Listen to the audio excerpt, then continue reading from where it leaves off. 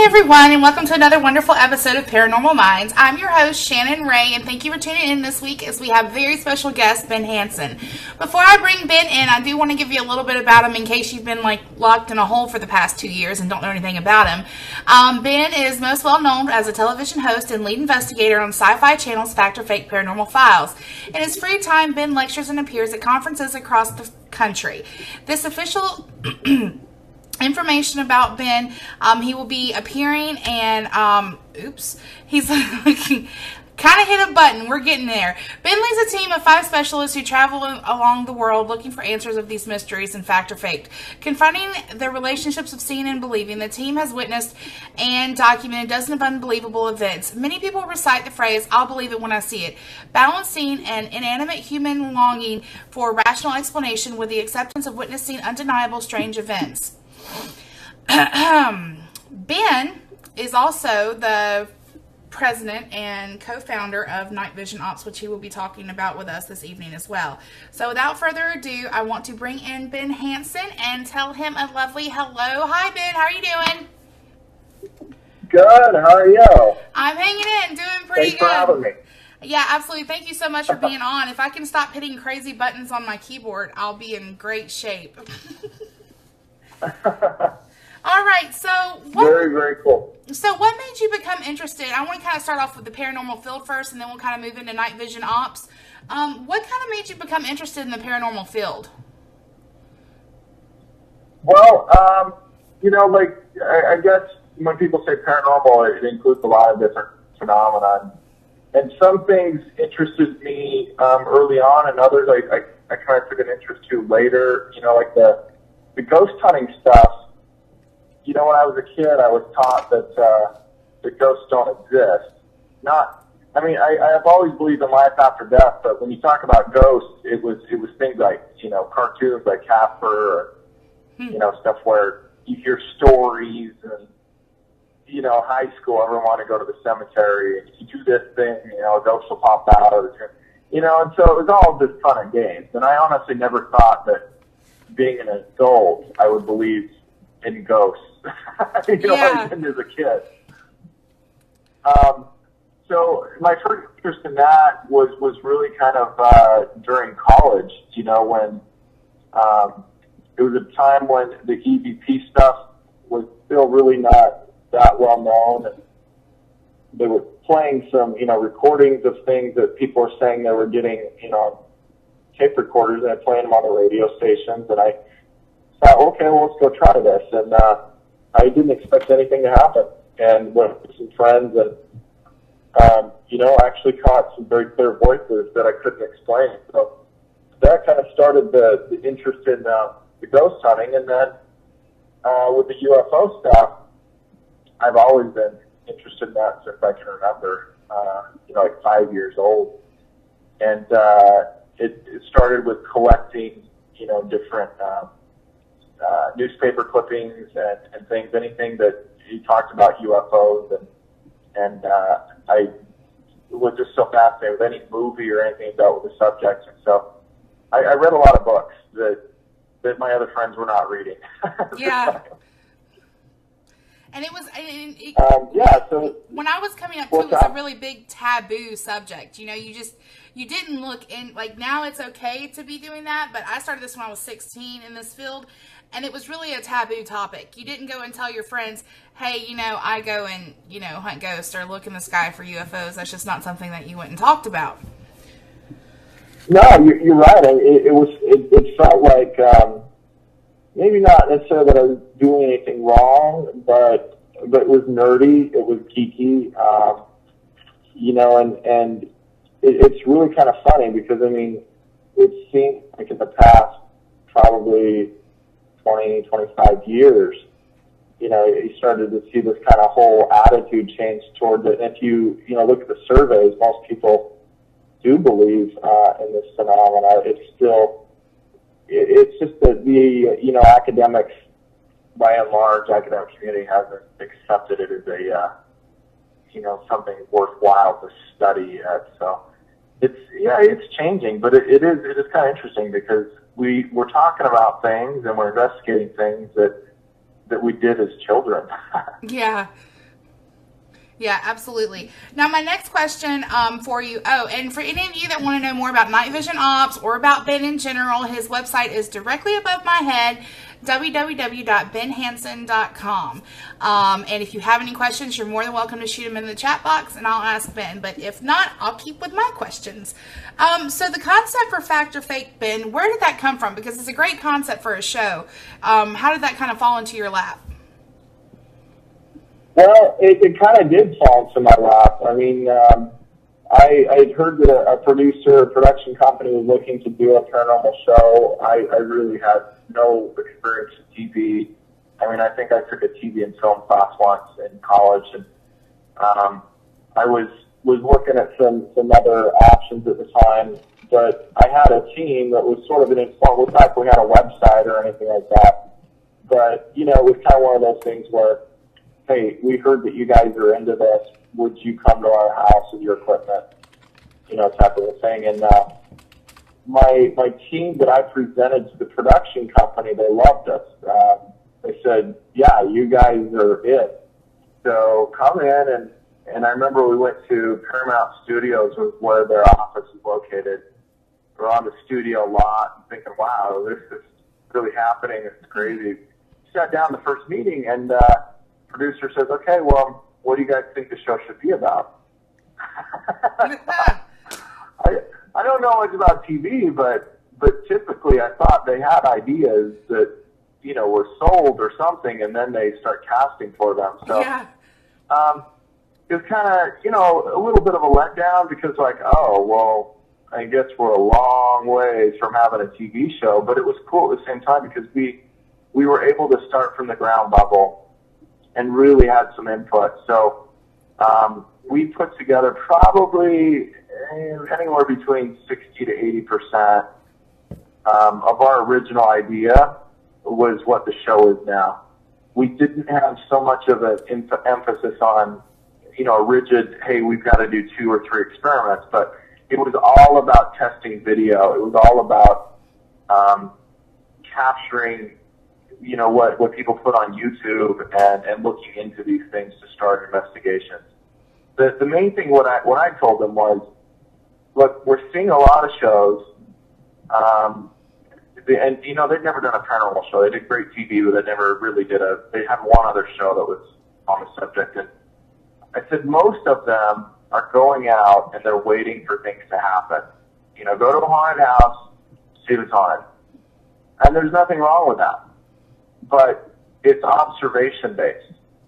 And I was thinking, look, why isn't there a show out there that's really taking alleged evidence that people have in the first place, testing that, seeing if there's alternative explanations, and then seeing if that location is totally haunted or whatever. So that's kind of what come on, you know. And then we started, you know, going online and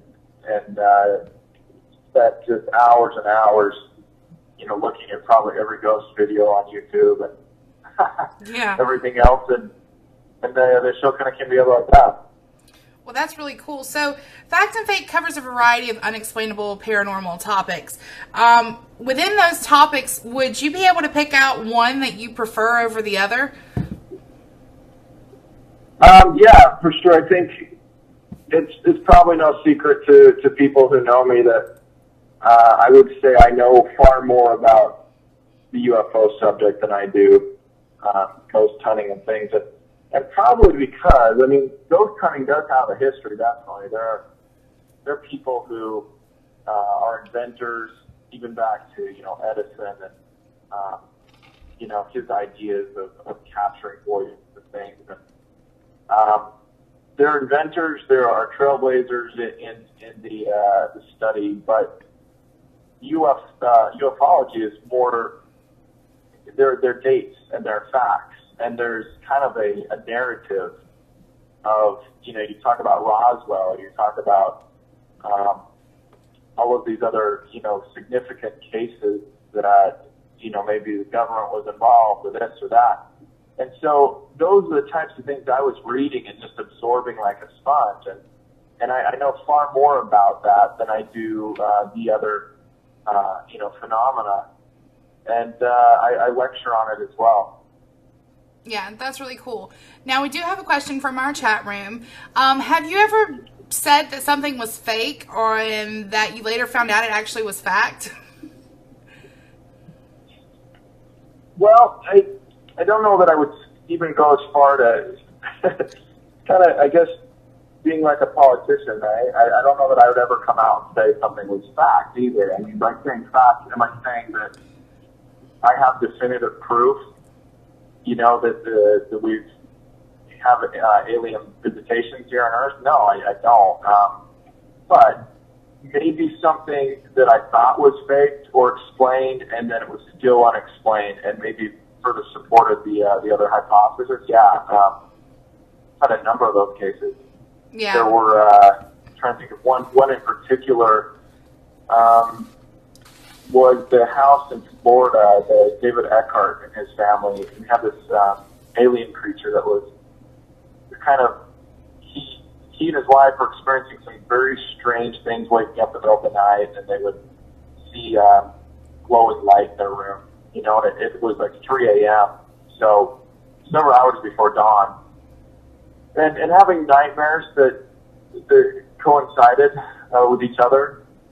So he set up these cameras and started experimenting with strobe lights and mirrors and everything. Started coming up with very, very strange images. And one of them has this, looks like a sort of a child type height creature entity, like coming around the side of his bathroom door. And I'm thinking, okay, right, this looks too perfect. And, but interviewing him and his wife, I really felt like they were being truthful as to what they experienced. Uh-huh. Not necessarily meaning that their interpretation is what happened, but I really don't feel like we found any evidence that they were involved in a hoax. Mm-hmm. And we did have a few things there that also were strange, some strange sounds and things like that. So I can't come down on someone like that and say, okay, well, you faked that. I don't have proof that they faked it. Yeah. For us, it's still unresolved. And a similar thing in Colorado, another family, very strange activity of like orbs, faces showing up in photos. You can't even like pin down whether is it a haunting, is it a UFO thing. It seems to be a combination of everything. Yeah, absolutely. If you could pick one thing out of everything that you experienced while making the Fact or Fake show that you valued learning most, what would it be? A case that I value the most? Mm-hmm. Like something that you had an experience and that you learned something new that you value the most. Well, I've had an open mind about pretty much everything, and I've heard of things happening, where people see objects moving by themselves and stuff like that.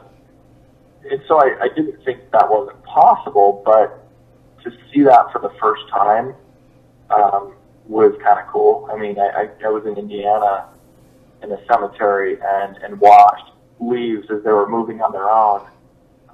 And I know that sounds like, oh, yeah, leaves moving on their own. No, this was actually, I watched no wind whatsoever. I watched a pile of leaves depressed in the shape of a footprint right in front of my face. Yeah. And then individual leaves, floating a couple inches above the ground, hovering and being turned upside down and then being put back down again. So I have no explanation. There were no strings. There's no one hiding behind a tree. There's nobody, it was just me. So I've had other accounts where, Tombstone, Arizona, we had one of our lights thrown down the hallway. We've had our camera destroyed. It was sitting in an equipment case, in North Carolina on the battleship. And so those are kind of the most memorable ones, because each time something like that happens, you just kind of add it to your list of okay, I can't really discount everything other people say, without listening to them fairly, because I've seen it too. Yeah, absolutely. And as a hardcore skeptic, when you first see something like flung across the room or something move that's not supposed to move, it blows your mind. It does take you for like a really trippy kind of experience. Because you're like, this is not making sense in my mind. Like, it's not, you're trying to discount it, but there's just no reason. There's nothing to explain it besides something paranormal occurring. Yeah, for sure. On Fact and Faked, we have seen you work with mysteries, with UFOs and ghosts. Of the two areas, which would you consider most interested and why? I know you've already said you're more interested in UFOs, but why? Well, that's a good question, because I think primarily it holds the most questions for me. Like when you talk about ghosts, right? If you believe in a life after death like I do, I believe that when you die, that spirit remains pretty much maybe in the same places it was familiar with, in life or somewhere like that. So for me, the question is not what is it. I think I pretty well understand that, but for me, it's like how. How are we able to capture it with our technology and start to catch up to, what some people consider is not science? Well, I think it is. I think we're just starting to catch up to measure and quantify and record these things. But with UFOs, to me, it's not just the how, it's the who. Who is this? Is it simply, advanced military technology, or are we really being visited, from other worlds? And how are they getting here? How are they moving in and out of our world or traveling to our world? So there's a lot more questions with that than I think there are for me with ghost hunting. That's kind of why it intrigues me a little more. Yeah, absolutely. Well, that's understandable. I like ghost hunting. But I think it's cool. I think it's cool because so much work still needs to be done in, the UFO field that, I think it's really cool. I understand that you do a lot of work and you believe strongly in volunteering. Can you explain your contributions and why disaster preparedness is so important to you? Yeah, I've been a big proponent. Well, I'm an Eagle Scout, so it's kind of born in my blood that, be prepared. Yeah. But I'm a big proponent of volunteerism. I really kind of the whole reason we're here on Earth is to help other people and, kind of figure it out together. I don't think that living a life of your own goals of fame or fortune or whatever it is gets you anywhere. You can't take it with you. And if you want to feel good and you want to feel like you're doing something significant, then volunteer.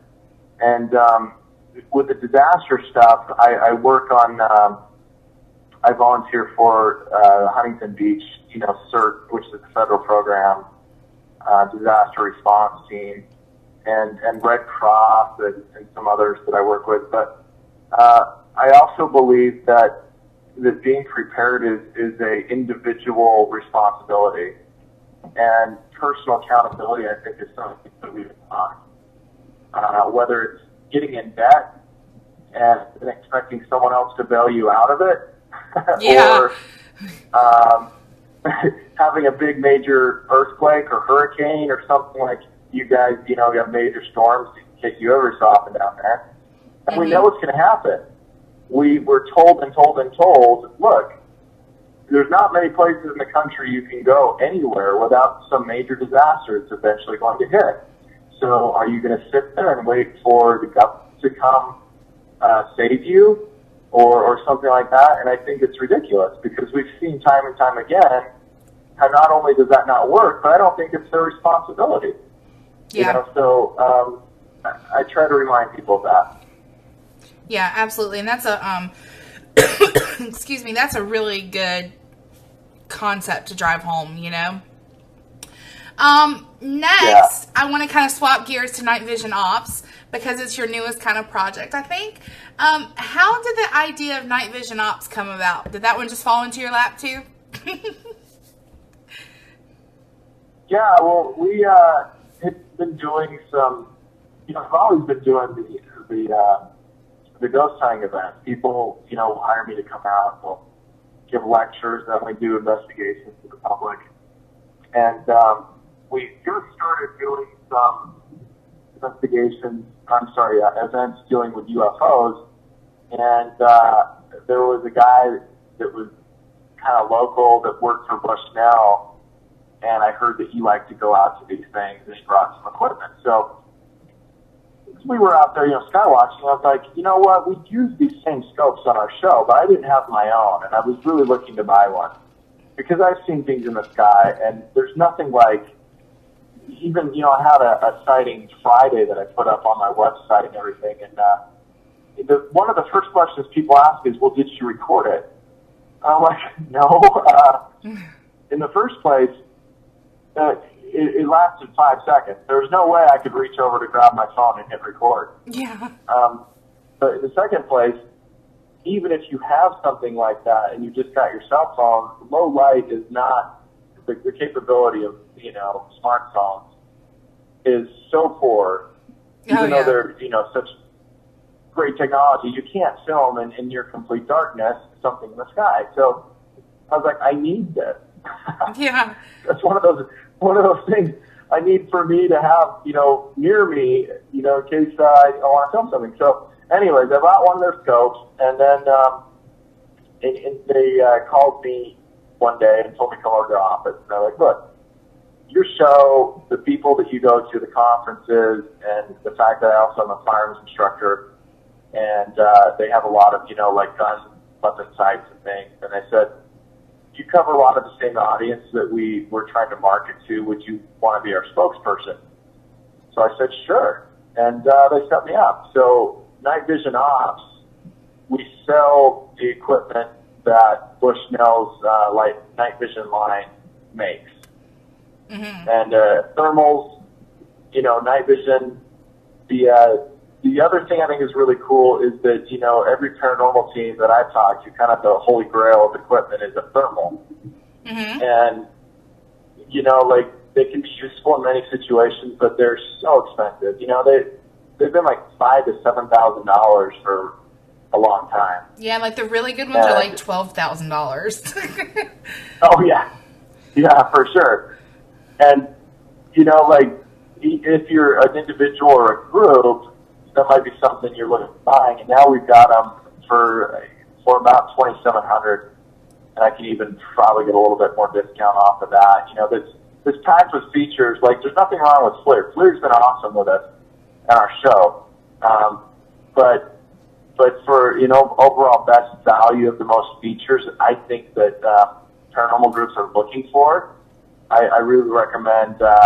It's called the TMX. TM-X is one of them that we sell, and then of course, if you want to film at night, we've got iPhone adapters that hook right up to the night vision, and you can record in full HD. That is cool. It's really cool, and you can add that to your toolkit. You don't have it for Android? What's that? You don't have that adapter for the Android phone? For the Android, I'm trying to get them to do it because I don't actually own an iPhone. I'm looking at buying a used one at the moment just so I can show people how it works. That is so biased. I've got a Galaxy 3, and I'm trying to get their little techie guys to see if they can make something. The problem is, and Apple's been smart about this, is they make every phone the same with slight variation. With Androids, how many different types do you have? Like the camera lens just doesn't line up in the same place. Mm-hmm. And that's what these adapters go into a thing, has to line up with the scope. And so I would like to see something made for that, though. Yeah, because Androids are better, just saying. So my next question, with the thermal and everything that you were talking about just then, does it do the same things and have the same recording capabilities as FLIR does? Even better, I would say. You know, FLIR came out with, if you look at our first seasons of Fact or Fake, when we use our FLIR camera, you'll notice that we put a backpack on, and we always have the backpack. It's because we've had to hook up cables that go from the FLIR camera or scope. It's not really a camera because it doesn't record on board. Mm-hmm. And we had to have cables go to a mini cassette recorder in our backpack, which was, to me, made no sense. I'm like, come on, guys. But you see, like FLIR, primarily, they don't make ghost hunting equipment for ghost hunters. What they make are, measuring devices for people who are looking for heating leaks or electrical problems. And they don't usually have to record, what they're looking at. So anyways, they only recently started putting in built-in SD cards. And there's a couple cameras they have out there that have them, but a lot of them still don't even have that. So what the TMX I was talking to you about has a built-in SD card, or you can take those cables and put it out to a monitor too if you're like at your base station and you want to have a camera on a tripod. And it's got I don't want to just sit here and sound like I'm plugging the heck out of it, but when people ask me, what kind of camera we get, I'd say I'd get that. It's got live tracking, so if you set it up and it's kind of like the full spectrum cams that have that little square that will follow around motion. Same type of thing. Wow. So if that square is moving, it's detecting heat movement in your picture. Yeah, absolutely. So it's pretty cool stuff. And with the affordability, like the biggest thing is the affordability. When you have affordability and more people out there using it, the more likely you are for more people to capture these kind of phenomenons that we can use to help advance the field. So, for sure. Just the way I think. People will take it more seriously, and it's not something that you maybe just wake up one day unless you got a lot of money. It's like go buy one of these. They see that people have put some serious thought into this. They're trying to get the best technology has to offer, and they learn how to use it properly. Yeah, absolutely. And you can't expand this field or have this field be taken more seriously if people can't have the equipment to use to be able to collect evidence. So I think that's great. Excuse me. You've been. Thank you. Yeah. Huh? I was just going to say, if people go to the website, just make sure that you tell me, send me a message, and if you're looking to buy something, tell me you heard it on this radio show, and then that way I can give you a little bit of a discount. Absolutely. Paranormal Minds, and it's up above my head, Ben's website. It's www.benhansen.com, and it's been across all night on the show, so we will be able to get lots of people great equipment. Okay, so my next question to you is, you've been on a national show, but when you're not doing the show, what do you like to do? Like, what has Ben doing in his fun time? Oh no, we lost him. Give me 1 second. Let me try to get him back. He's actually driving through Las Vegas. Give me 2 seconds and I'll be right back.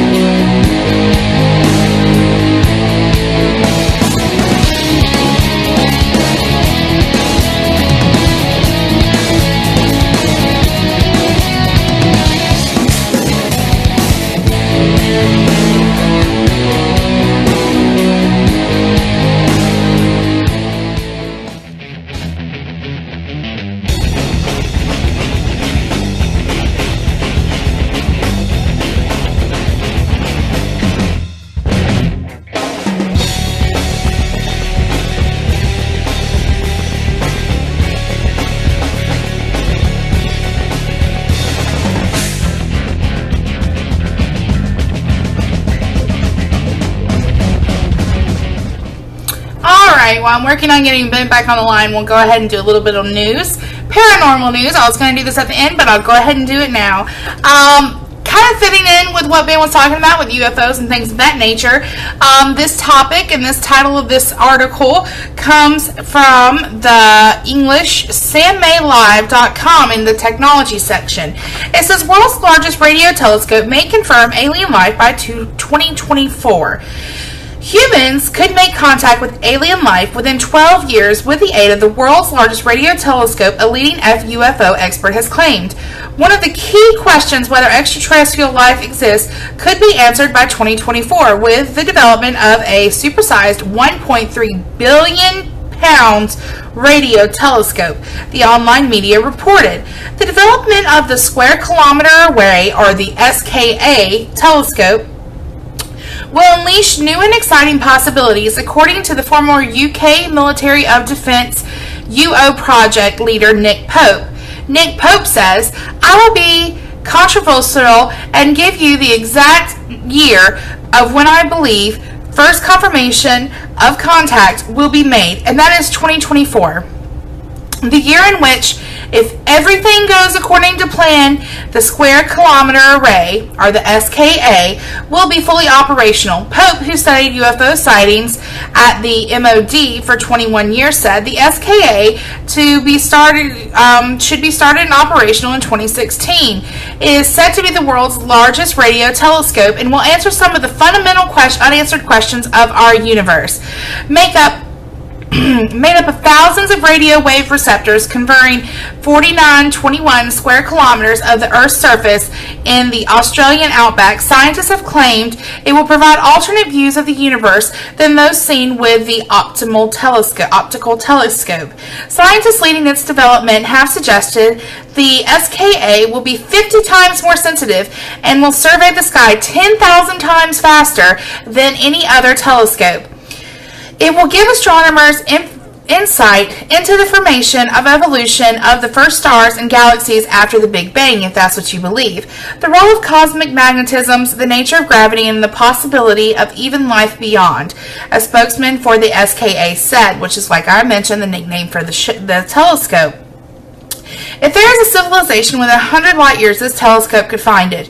We are now beginning to have technology, whether it's the SKA or maybe other telescopes, that are being developed that will allow these possibilities. We are searching all the time for a shadow Earth, Pope added. So, with that being said, extraterrestrial life could be confirmed as soon as 2024, if you believe this guy Pope, which I believe is really cool, that we are continuously building up more and more cool equipment to power up and to look further out there. And sometimes you have to be careful what you wish for, because I think if we find it, some of us might be a little bit scared. So hopefully I'm going to try to get Ben back one more time. If not, I got another plan. I'm a woman with all the plans. So give me just a minute and we'll be right back. And here we go.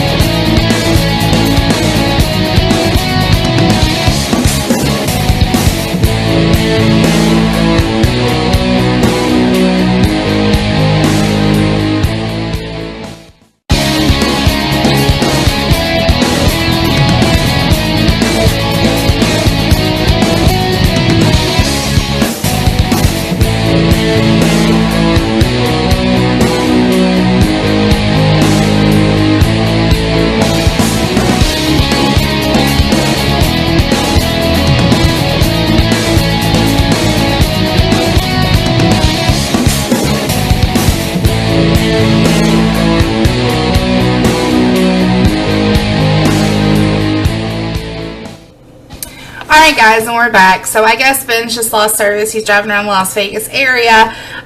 So what we're going to do is I'll finish out the night with paranormal news. So, yeah, that's all we can really do. Anyways, the University of Ohio baseball players think a ghost is stealing their girlfriend's underwear. Here we go. You know I like to keep it kind of fresh. We had the serious with the alien telescope, and now we're having the funky with the underwear. 5 University of Iowa baseball players and 1 hockey player claim they are being haunted by ghosts that move TV remotes, change the channels on the TV, and even steal the underwear right off their girlfriends' bodies while they're sleeping. The students moved into a house near the Iowa campus in Iowa City 2 years ago, according to Deadspin, but claims that paranormal activity there has increased only recently. One student says he saw the ghostly figure of a little girl in his room. Others attest to a chair being moved around the kitchen. One player said he inexplicably became depressed and had low energy when he walked into his bedroom. But the strangest unsolved mystery of all, of course, is the underwear thing.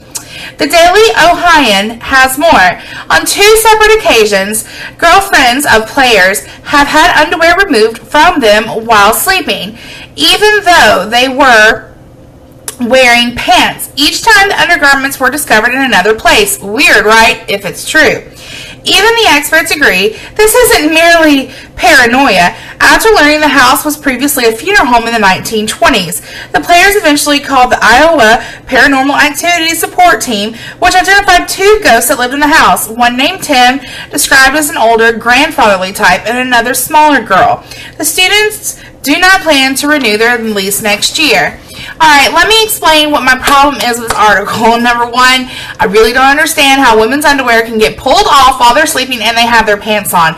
Number 2, I am such a stickler for people naming ghosts. How do you know this grandfatherly figure's name is Tim? Did he tell you? Did he come to you and say, hey, what's up? My name's Tim? I mean, come on. People, we do not have to give these spirits names unless they tell us what their names are. And even then, that same spirit might not come back. We have to keep things legitimate and intelligent and scientific within this field, or people are going to continue to take us as a joke.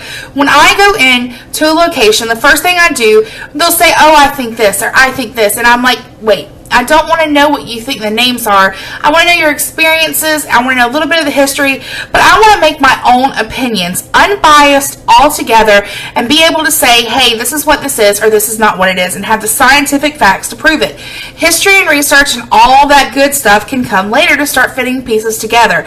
Idealistically, a paranormal investigator to have more than one chance at a location, to be able to go in blind, then to have the history and the research done, and then to come back and to be able to say, okay, this is what I got the first time, this is the history, let's put them together, and let's live in holy matrimony, so to speak. The next thing that really bothers me about this article is, I mean, it really kind of makes a joke and a mockery of the paranormal field. I am so over these places that make a joke and a mockery of the field.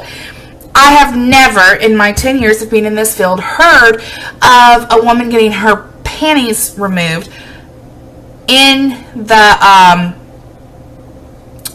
getting her panties removed in, you know, the process of being asleep or whatever the next would be. So yeah, still not buying it, guys. I'm really sorry. Moving on, like I said, I'm going to keep on trying to get back Ben as we go. Moving on, let's try him one more time. As I'm doing this, we will move on to haunted house on eBay for €1. Imagine if you could buy a house just because it was haunted for €1 here in the United States. I think you'd be a really happy person. Maybe not. So this comes from news.com.au. And like I said, I'm trying Ben back again. He's driving around the Las Vegas area. Kind of thinking on my toes right now. I kind of think he lost cell phone service. He had mentioned that it was a possibility. So This is Ben. We'll just make it work. In the meantime, haunted house on eBay for $1. or €1, I'm sorry, euro and dollar kind of transitions over. A house which has been described by its owner as being haunted has been listed on eBay for just €1. On the first version of eBay, Mod 69620, who listed the house, has stated the house is haunted by spirits after a murder allegedly took place there during the 1950s. While the murder was never officially confirmed, as their bodies were never found, the former owner's bodies were discovered to be buried in a nearby field. Paranormal incidents have reportedly become witnessed in and around the house, including random knocks on the windows, strange voices and murmurs, weird noises, and moving objects. The house is located in Arabissal in the Rhône-Alpes region of France and is a 110 square meter home on a 350 square meter block of land. While many have questioned the authenticity of the eBay auction, the owner has stated it is real and anyone who believes the spirit world should contact her. So my question to you is, if your house was haunted, would you sell it for $1? And would you put it on eBay? I don't know about that. I'd buy it and use it or something, I think. But you know how that goes with people and not being able to truly solidify if it is true or not. So, with that being said, I do want to kind of go back, because I know Ben's not here, but I did, really want to talk about night vision ops, because they do offer so many great things to paranormal investigators. Like Ben was saying, they offer, the thermal imaging camera, which a good one is usually like $12,000. They offer those, for excuse me, they offer those for around $2,700. And like Ben was saying, if you contact the website, which is on your screen right now, and say that you heard this on the show, he'll even hook you up with a little bit more of a discount. So it's benhanson.com. But moving back to night vision ops, because like I said, it really is like a great thing that Ben has been doing and has going on, and what I really wanted to talk to him about, and we were just getting into right before. Let me fill you guys in on a little bit about it. Since Ben's not here to do it, I'll promo for him. Why not? Night Vision Ops is a technology online retail store operating under the company Intel Productions, LLC. Night Vision Ops focuses on innovation products that enhance the various industries and services which utilize night vision and specialized video equipment. Co-owner and Night Vision Ops President Ben Hanson comes from a background of federal law enforcement, firearms instructing, TV hosting, and executive production. Ben and his staff understand the specific needs and requirements of various industry services and individuals that utilize night vision technologies. CEO Dr. M. David Hanson is a research and development expert with an eye for systems integration, creative uses of technologies we offer, and support and administration. Most of the products you will find listed for sale on the site are developed and sold by Night Optics USA, whose parent company is well-known and respected international outdoor product company Bushnell. In business for more than 20 years now, Night Optics USA offers and assembles products manufactured in the USA with very few exceptions. Their unparalleled quality of product material and concentration is backed by their excellent reputation within the international community and their association with Bushnell Company. Buying a night vision system for personal use or for deployment within your agency or organization is an important decision which can result in a costly mistake. I've had many people contact me and go, "Hey Shannon, I bought this DVR system and it's really bad." And I'm like, "You should have done the research." And a lot of paranormal investigators make this mistake. If you are doing business with the wrong company, within most of the well-known night vision companies are manufacturers and distributors who are constantly forthright with their advertising of actual technology components they offer for sale. Bushnell and Night Optics USA are names you can trust and are not cut corners in workmanship, misrepresent their product line, or falter in their integrity. Ben Hanson was approached by the Night Vision USA and asked to become a spokesperson for the company because of his expertise in many of the diverse activities and services where night vision is frequently used. Whether you're looking for night vision or thermal system for use in law enforcement, security, firefighting, TV, film production, hunting, camping, or sport applications, military applications, sky watching, and search or rescue, let them help you find the perfect system for your needs. It's what they do. Please contact them with any questions that you may have. Once again, the website is right below. For additional information about Night Vision Co-op's co-owner and president, Ben Henson, please visit his website at www.benhanson.com. There you'll find information about TV production, projects, and events and appearances, firearms instruction, and more. Woohoo! That was fun. Okay, so yeah, like Ben was telling us, this is some really great stuff, and it's really awesome. They have this thing you can hook up to your iPhone, and that you can get infrared and take really good visual infrared shots on your iPhone. And they also have the thermal imager, which is relatively affordable considering the fact that some of them are $12,000 and these are selling for $2,700. And like Ben said, if you visit his website, which is on your screen again right now, you can get it for $2,700, and if you mention the show, he'll even discount it a little bit more for you. So definitely go and check it out if you do nothing else, because that would be a good investment. So for sure. All right, the next thing we're going to do, since we finished out Night Vision Ops, and I'm so sorry we lost Ben tonight. Hopefully we might be able to get him on in a later time when he's not driving around Las Vegas. But we want to finish out with paranormal news. And I know some people, this is like their favorite thing when I rip apart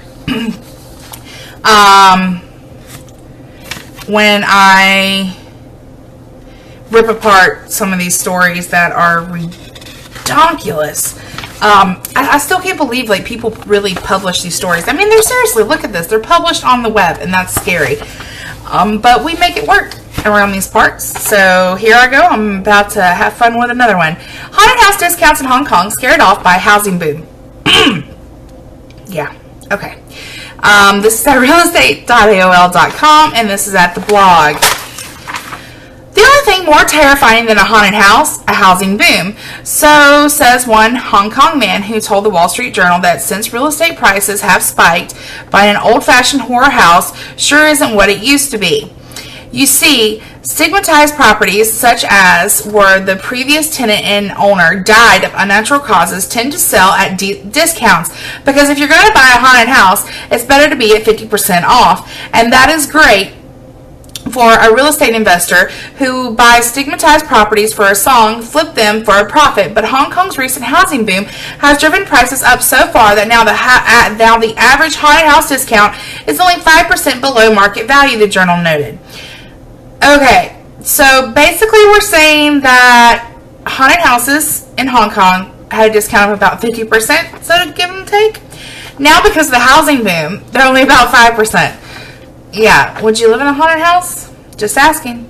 The market is crazy now, Law said, adding that he was able to buy only one haunted house, or hongza, as it's called in Cantonese, in 2012 because the prices have shot up so high, so it's making this hard for people to just rip people off.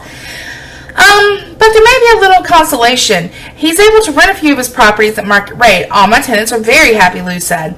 Not one has complained that they've seen a ghost. Phew!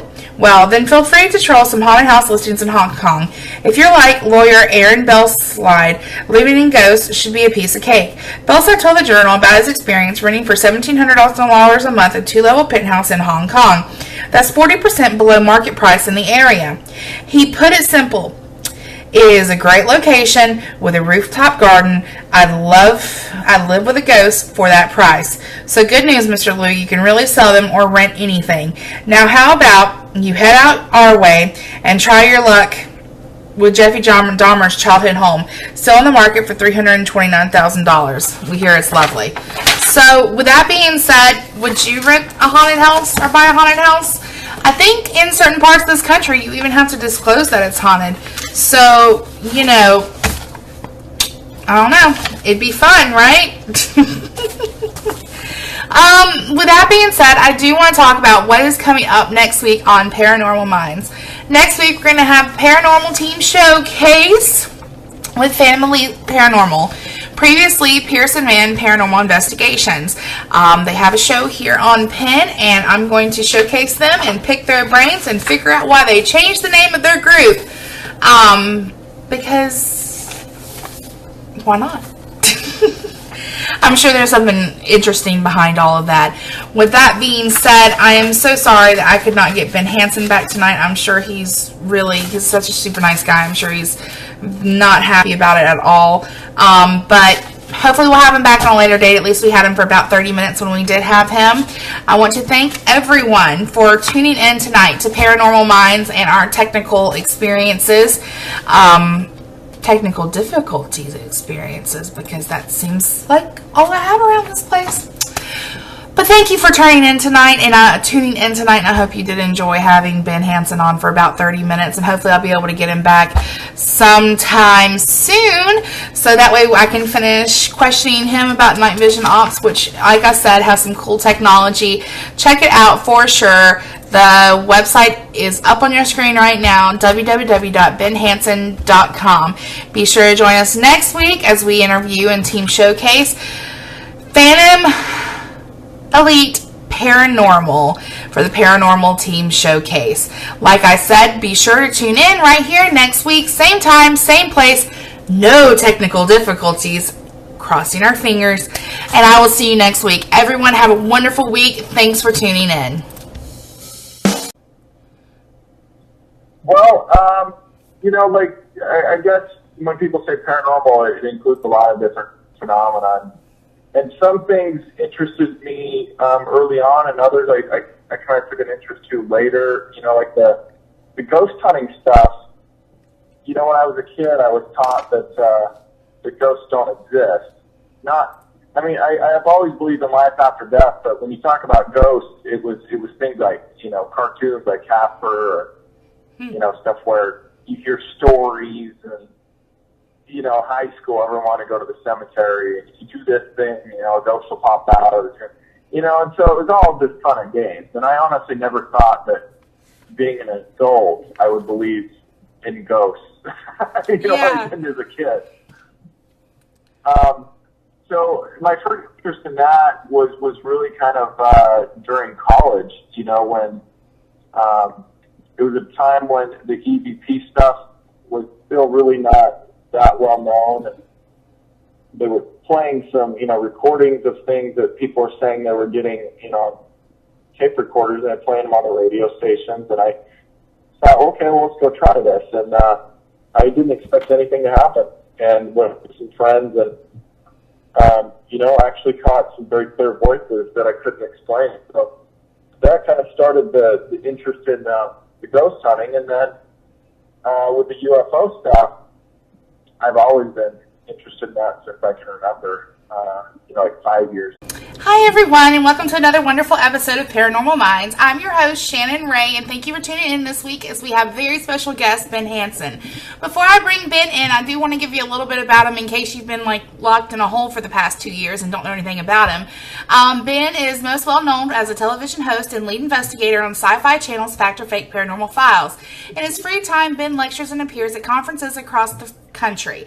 This official information about Ben, he will be appearing, and he's kind of hit a button. We're getting there. Ben leads a team of 5 specialists who travel along the world looking for answers of these mysteries and fact or faked.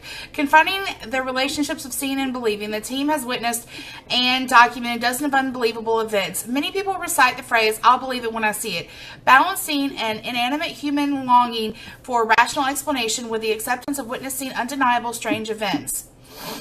Ben is also the president and co-founder of Night Vision Ops, which he will be talking about with us this evening as well. So without further ado, I want to bring in Ben Hansen and tell him a lovely hello. Hi Ben, how are you doing? Good, how are you? I'm hanging in, doing pretty good. Thanks for having me.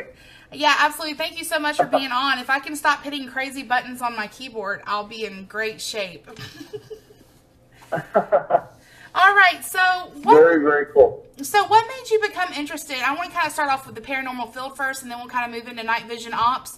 What kind of made you become interested in the paranormal field? Yeah, absolutely. Now, my next question for you, and for any of you that want to know more about night vision ops or about Ben in general, his website is directly above my head, www.benhanson.com. And if you have any questions, you're more than welcome to shoot them in the chat box, and I'll ask Ben. But if not, I'll keep with my questions. So the concept for Fact or Fake, Ben, where did that come from? Because it's a great concept for a show. How did that kind of fall into your lap? Well, it kind of did fall into my lap. I mean, I'd heard that a production company was looking to do a paranormal show. I really had no experience with TV.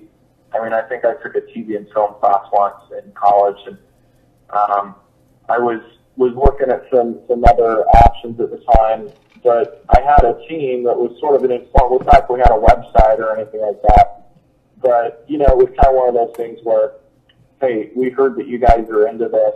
Would you come to our house with your equipment? You know, type of a thing. And my team that I presented to the production company, they loved us. They said, yeah, you guys are it. So come in, and I remember we went to Paramount Studios, where their office is located. We're on the studio lot, thinking, wow, this is really happening. It's crazy. Sat down the first meeting, and producer says, okay, well, what do you guys think the show should be about?